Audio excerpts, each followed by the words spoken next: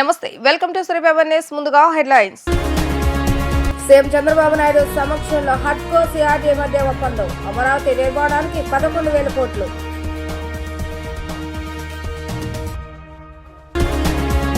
ఉండవల్లిలోని CM నివాసంలో పొట్టి శ్రీరాములు జయంతి కార్యక్రమం. ఈ ఏడాది నుంచే P4 విధానం అమలు చేస్తున్నామన్న సీఎం చంద్రబాబు నాయుడు. అమరావతిలో ఘనంగా అఖిలాండ కోటి బ్రహ్మాండ నాయకుని కళ్యాణ మహోత్సవం. భారీగా తరలివచ్చిన భక్తజనం.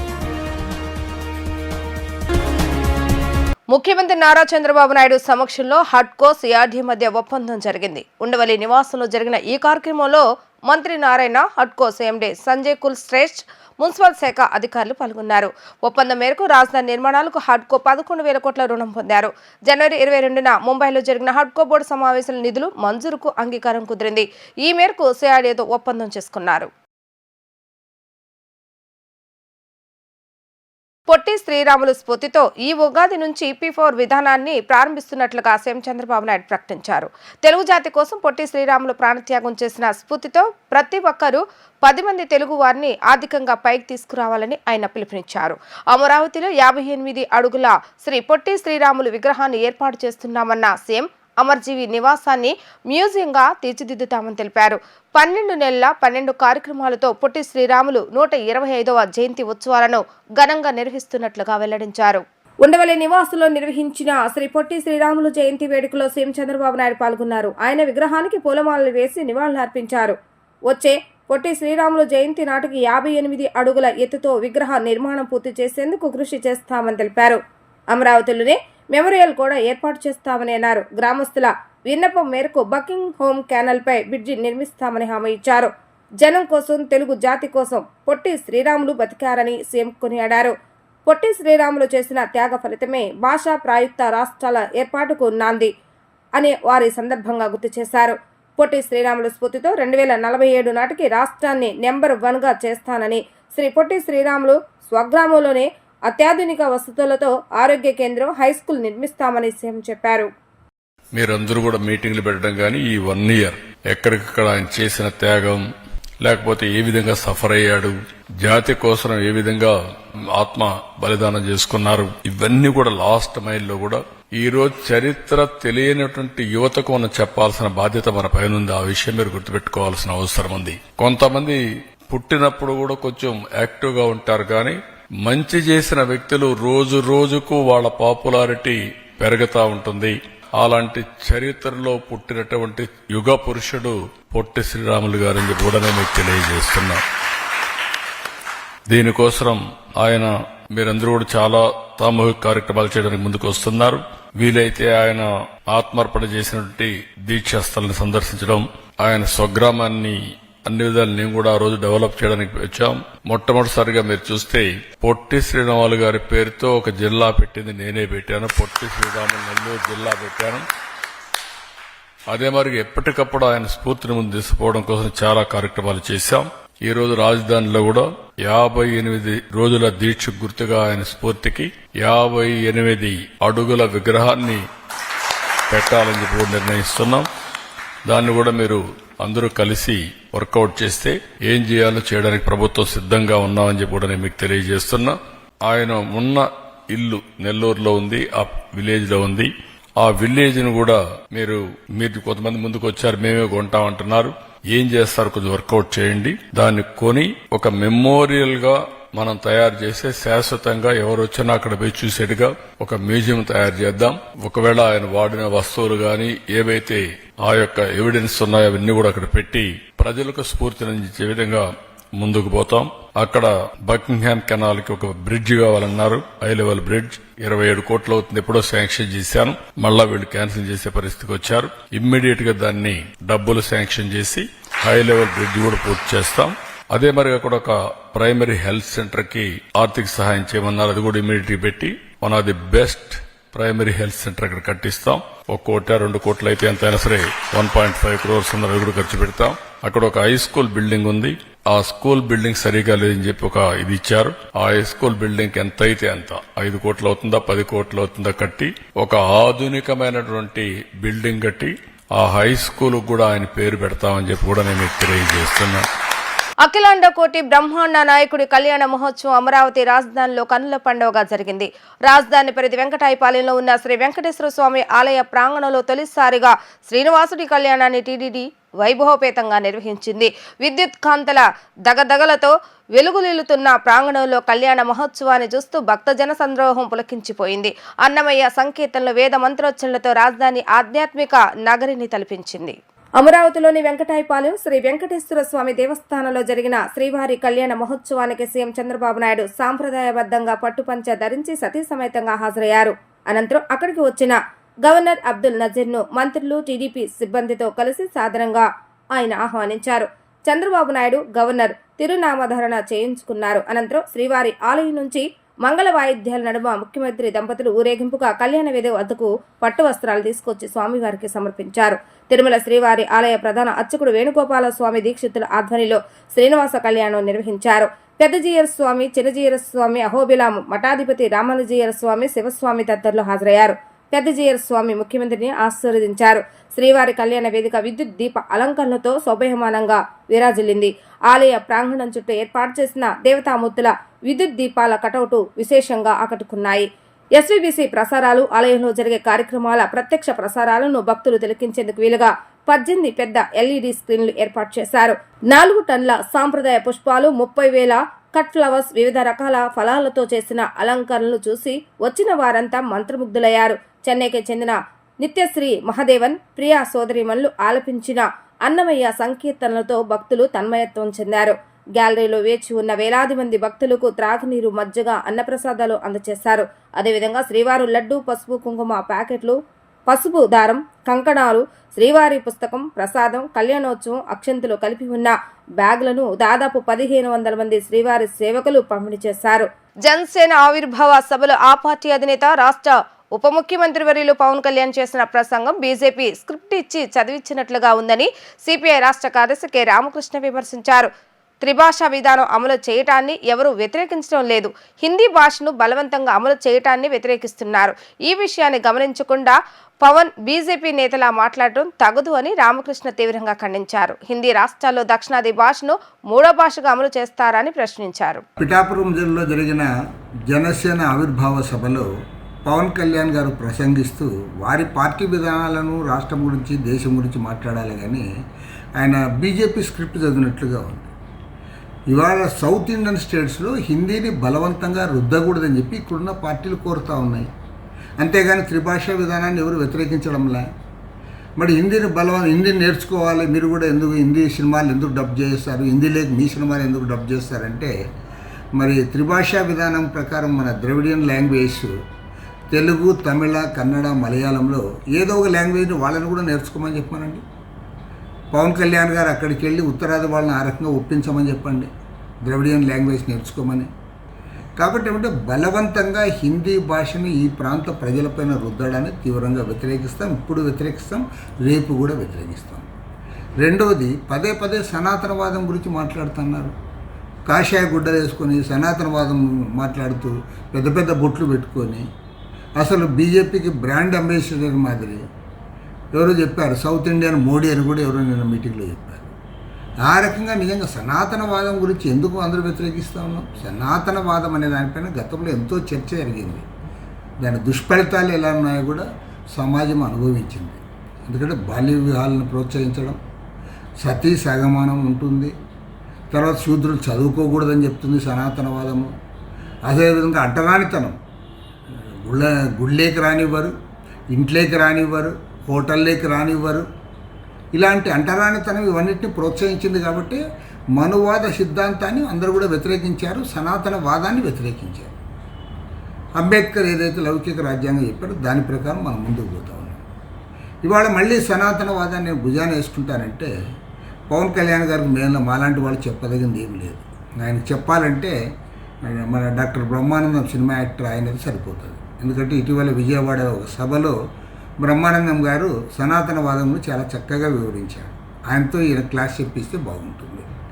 కాబట్టి నేను అనేది ఏమంటే Janasena party secular party, mega family, Chiranjeevi గారి family secular family.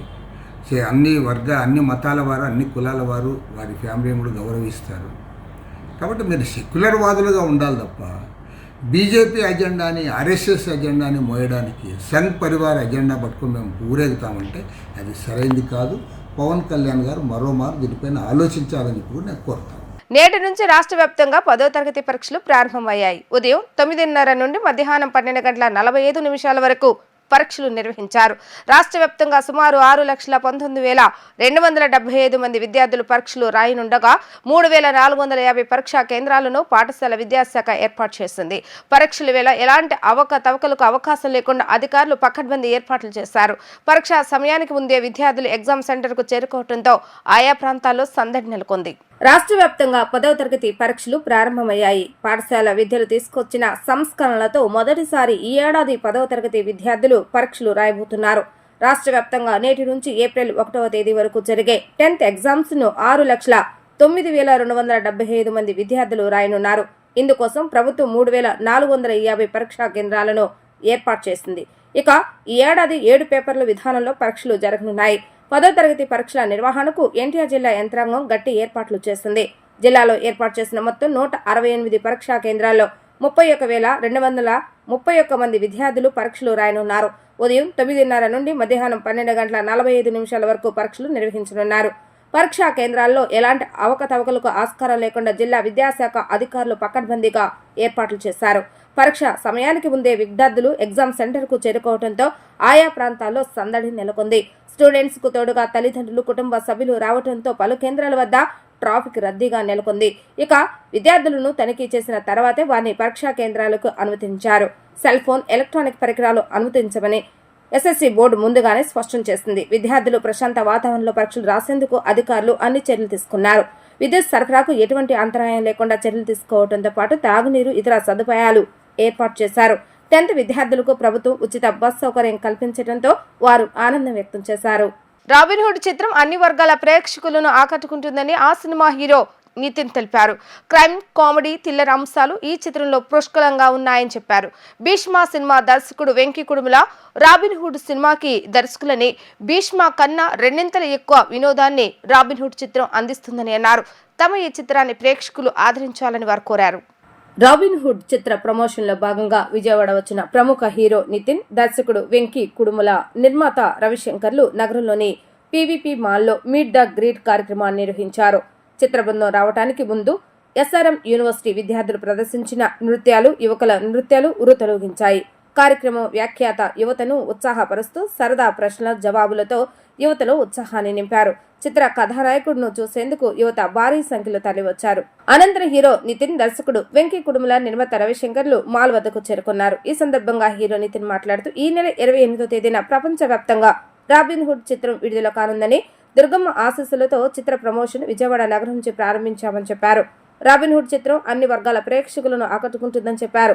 Venky Kudumula దర్శకత్వంలో గతంలో తాను నటించిన భీష్మ చిత్రం విజయవంతమైందని తెలిపారు. రాబిన్హుడ్ చిత్రం కూడా అదే రీతిలో సక్సెస్ అవుతుందని భావిస్తున్నామని తెలిపారు. అనంతరం దర్శకుడు వెంకీ కుడుముల మాట్లాడుతూ తాను విజయవాడలోనే చదువుకొని దర్శకుడిగా మారానని, తాను దర్శకత్వం వహించిన చెలో, భీష్మ సినిమాలను ప్రేక్షకులు ఎంతగానో విజయవంతం చేస్తారని తెలిపారు.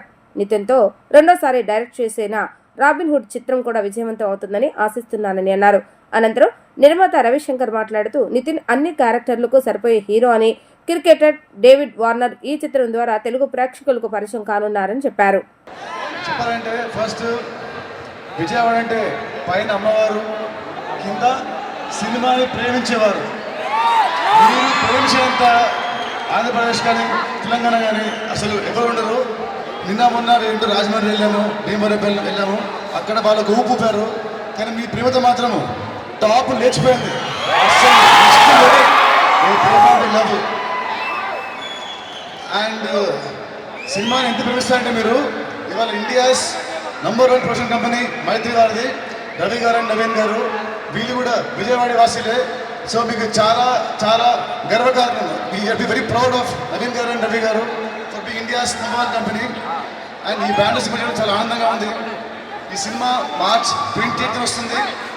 Please watch the movie. ఈ సినిమాలో ఎంటర్టైన్మెంట్, కామెడీ, యాక్షన్ అన్నీ ఉంటాయి. మా ఇద్దరు సినిమా భీష్మ మీకు ఎంత బాగా నచ్చిందో, అందరికీ ఈ సినిమా భీష్మ నచ్చిందా? భీష్మకి సినిమా డబుల్ ఉంటుంది, డబుల్ ఎంటర్టైన్మెంట్. సో ఈ you all will love the movie. Cinema release March 28. ఎప్పుడు March 28 మీ కాలేజ్ ఉన్నా మీకు ఆఫీస్లో ఉన్నా డుమ్మా కొట్టి బాంగ్ కొట్టి ఈ సినిమా చూడండి. You won't regret at all. And మీ అందరి కోసము మీ ఇందాక ఇచ్చిన డాన్స్ చాలా బాగా చేశారు. Thank you so much. And మీ అందరికీ చాలా బాగా చేశారు. Thank you all so much. మీతో చెప్పేస్తున్నాను, మిగతా ప్రాక్టీస్ కదా. సాంగ్ ఏంటమ్మా? Aditya surprise. Aditya surprise song please.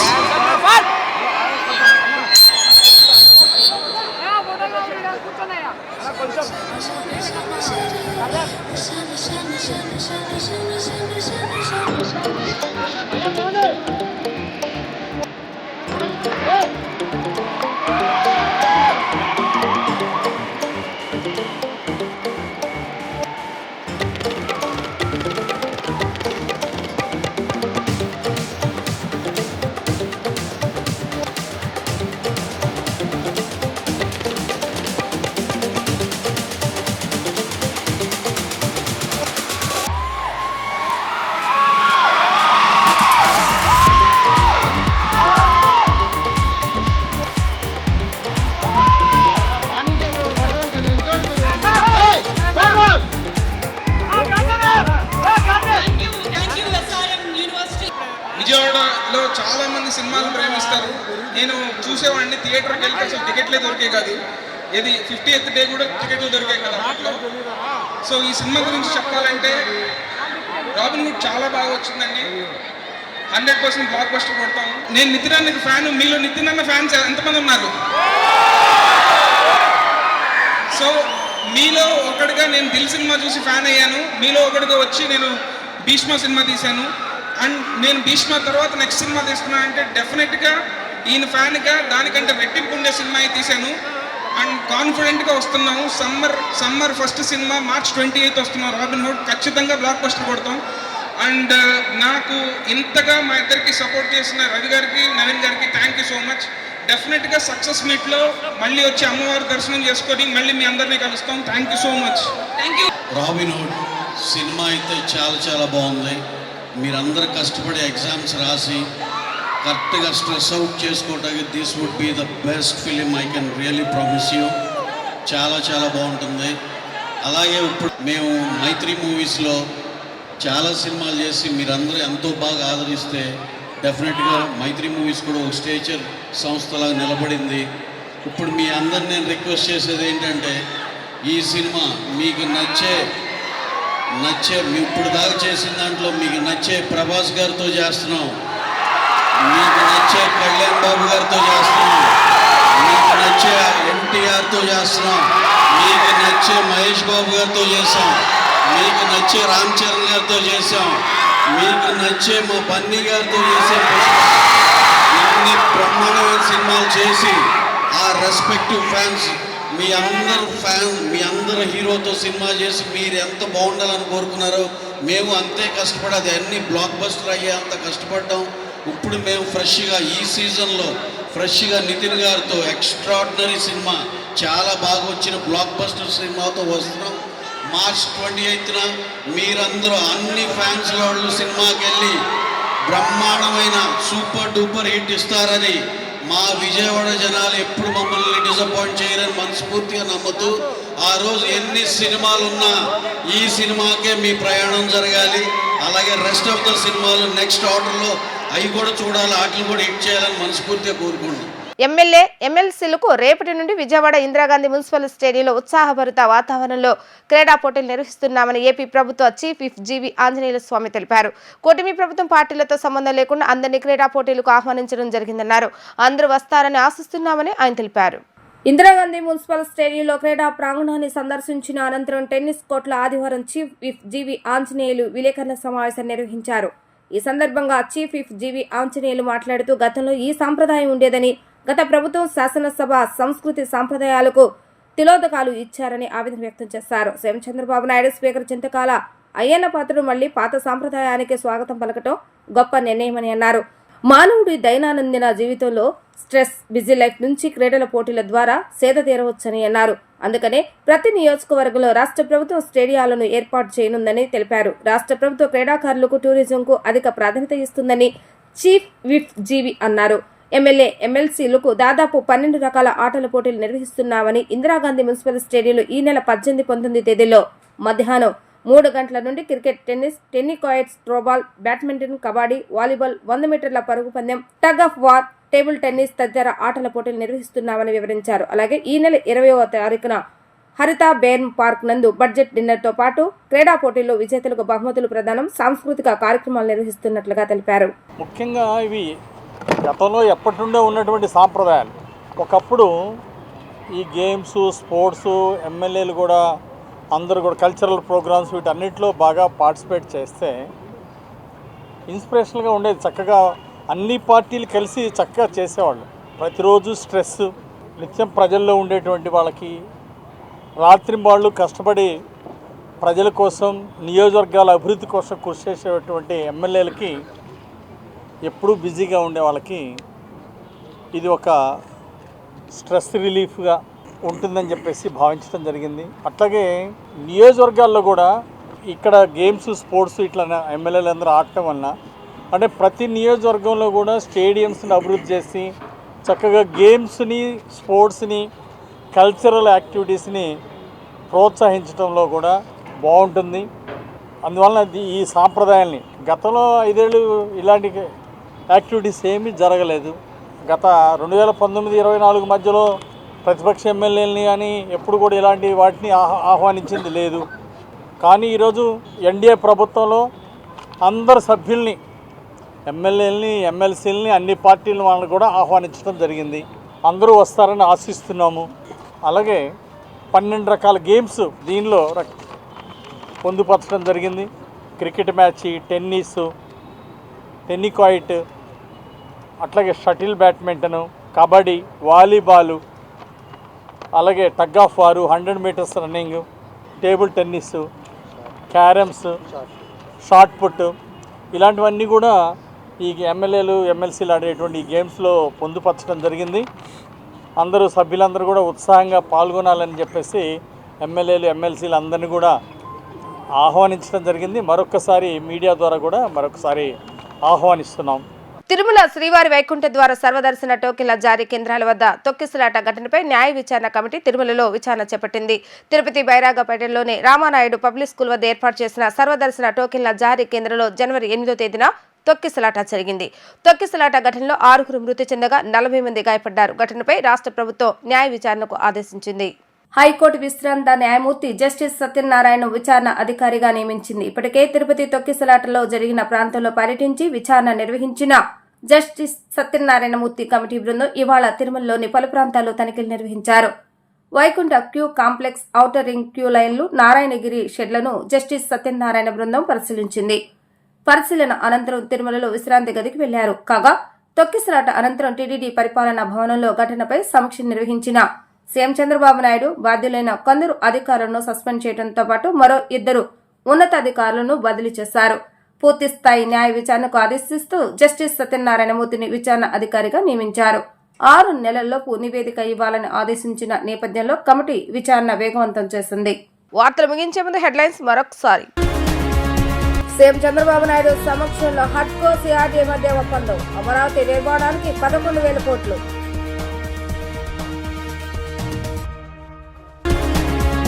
ఉండవల్లిలోని CM నివాసంలో పొట్టి శ్రీరాములు జయంతి కార్యక్రమం. ఈ ఏడాది నుంచే P4 విధానం అమలు చేస్తున్నామన్న సీఎం చంద్రబాబు నాయుడు.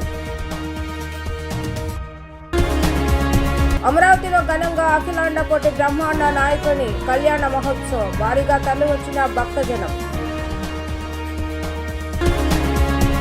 ఇవి ఈ రోజు వార్తా విశేషాలు. మరలా 3 ప్రసారం వార్తలు మళ్ళీ కలుద్దాం. అంతవరకు సెలవు, నమస్కారం.